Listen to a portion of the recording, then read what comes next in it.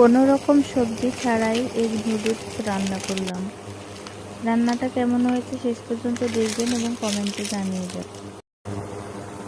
নুডলসগুলো ভালোভাবে সেদ্ধ করে নেব।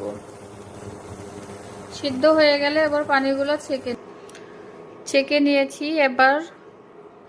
এবার একটা প্যানে মরিচ ও পেঁয়াজ কেটে রেখেছিলাম আগে থেকে, ওগুলো ভালো করে ভেজে নিব।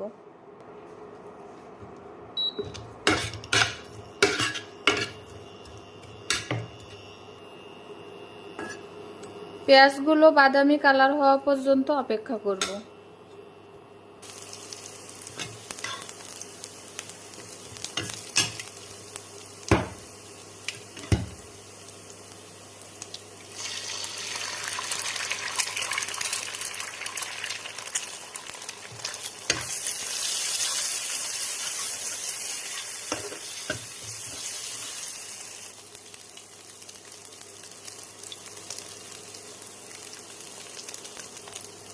মশলাগুলো অ্যাড করে ভালোভাবে ভেজে নিব।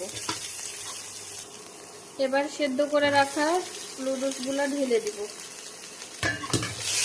এগুলো কিছুক্ষণ ভাজবো। এভাবে কিছুক্ষণ নাড়ার পরেই রেডি হয়ে গেল এগ নুডলস, কোনো রকম সবজি ছাড়াই। রান্নাটা কেমন হয়েছে কমেন্টে জানাবেন এবং ভিডিওটা ভালো লাগলে লাইক কমেন্ট শেয়ার করবেন। আল্লাহ হাফেজ।